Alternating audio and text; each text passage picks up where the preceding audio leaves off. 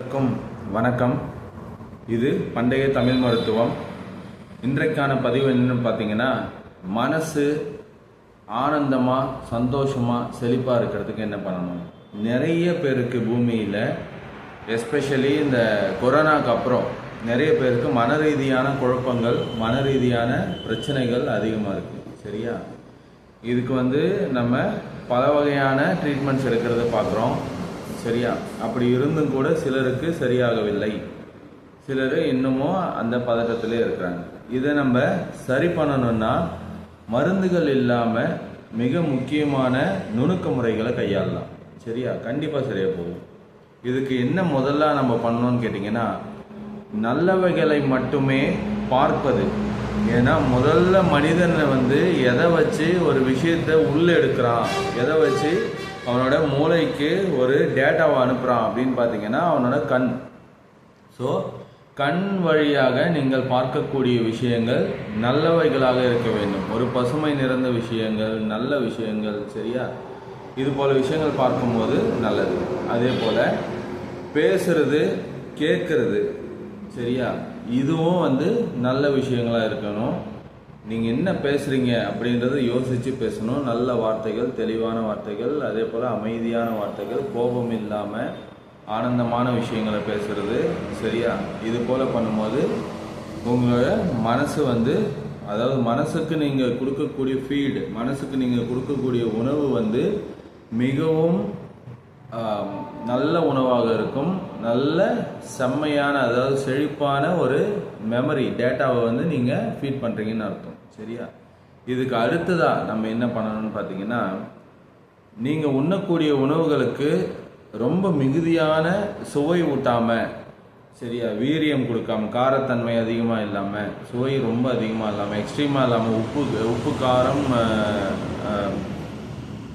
கசப்பு இது போல் அறுசுவைகளும் அதிகமாக இல்லாமல் பார்த்துக்கிறது உங்களோட உடலில் இருக்கக்கூடிய அணுக்களுக்கு, திசுக்களுக்கு ரொம்ப நல்லது. ஒரு அமைதியை கொடுக்கும், ஒரு சாந்தத்தை கொடுக்கும். எக்ஸாம்பிள் பார்த்தீங்கன்னா, நம்ம பிராமணர்கள் எல்லாருமே தயிர் சாதம் சாப்பிடுவாங்க அப்படின்னு நம்ம சிலர் கேலி செய்கிறதும் உண்டு. சிலர் அதை சொல்லி காமிப்பாங்க. சரியா, அவங்களோட ஞான சக்தி, அதாவது அவங்களோட மூளை திறன் அதிகப்படுத்துறதுக்காக தான் அவங்க பூண்டு, இஞ்சி, வெங்காயம் இது போல விஷயங்களை முடிஞ்ச வரைக்கும் தவிர்த்து சாப்பிட்றாங்க. அப்படி இருக்கும் போது அவங்களோட உடல் ஒரு சாந்த நிலைக்கு வருது. அப்போ தான் அவங்களோட மெமரி பவர், அவங்களோட மூளை நல்ல செழிப்பாகவும் நல்ல வழியிலையும் செல்றதுக்கான வழிவகை பண்ணி கொடுக்குது. சரியா, ஸோ அதை ஃபாலோ பண்ணுங்கள்.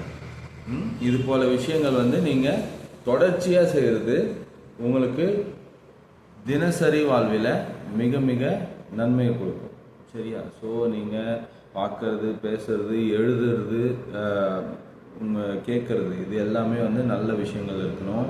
இதுக்கு அடுத்தபடியாக அவங்களோட உணவு முறைகள் மிகவும் சுகாதாரமான உணவாகவும், இது போல் அதுக்கு நீங்கள் எக்ஸ்ட்ரா மெருகேற்றாமல், கலர் ஃப்ளேவர் போடாமல், காரம் அதிகமாக போடாமல், மசாலாஸ் அதிகமாக சேர்க்காமல் சமைச்சு சாப்பிடும் போது அது உங்களோட உடலை சாந்தப்படுத்தும்.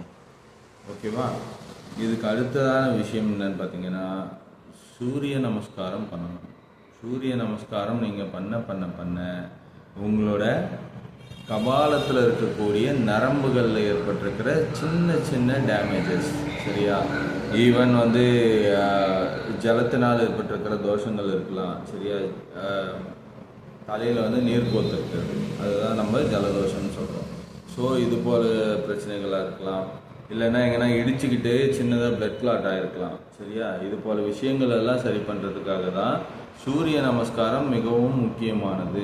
தினசரி காலை 8 மணி முன்னாடி வரக்கூடிய ஒரு சூரிய உதயத்தில் நீங்கள் ஒரு 5 நிமிஷம் சூரியனை பார்த்து நின்று, சரியா, நீங்கள் கையெடுத்து வணங்கி உங்களோட மேனி, அதாவது தலையிலேருந்து கால் வரைக்கும் சூரியனை பார்த்து நிற்கிற மாதிரி ஒரு 5 நிமிஷம் நின்று நீங்கள் வணங்கிட்டு வந்தீங்கன்னா உங்களோட தலையிலேருந்து கால் வரைக்கும் இருக்கக்கூடிய சிறு சிறு பிளட் கிளாட்ஸு, இல்லைன்னா நரம்பு முடிச்சுகள், லைம்போசைட்ஸ்னு சொல்லுவாங்க, சரி, கொழுப்பு கட்டிகள், இது போல் பிரச்சனைகள் எல்லாம் படிப்படியாக குறையும். உடனே எல்லாம் குறையும். அப்படி குறைய குறைய குறைய உங்களுக்கு சிந்தனை மேம்படும்.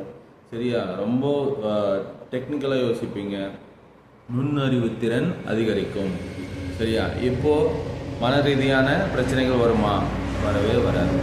சரியா? ஏன்னா இதெல்லாம் நீங்கள் பண்ணும்போது உங்களுக்கு மனசு வந்து ரொம்ப செழிப்பாக இருக்கும். நியூரோ சிஸ்டம், அதாவது நரம்பு சம்மந்தப்பட்ட பிரச்சனைகள் போயிட்டு நரம்புகள் வந்து திடப்பட்டதுன்னு சொன்னால் உங்களோட மன ரீதியான பிரச்சனைகள் டோட்டலாகவே போயிடும். ஸோ இதெல்லாம் நீங்கள் ஃபாலோ பண்ணி செழிப்பாக இருங்க. சரியா? சந்தோஷமாக இருங்க. அடுத்த ஒரு நல்ல பதிவில் உங்களை பார்க்குறோம். அது வரைக்கும் நன்றி.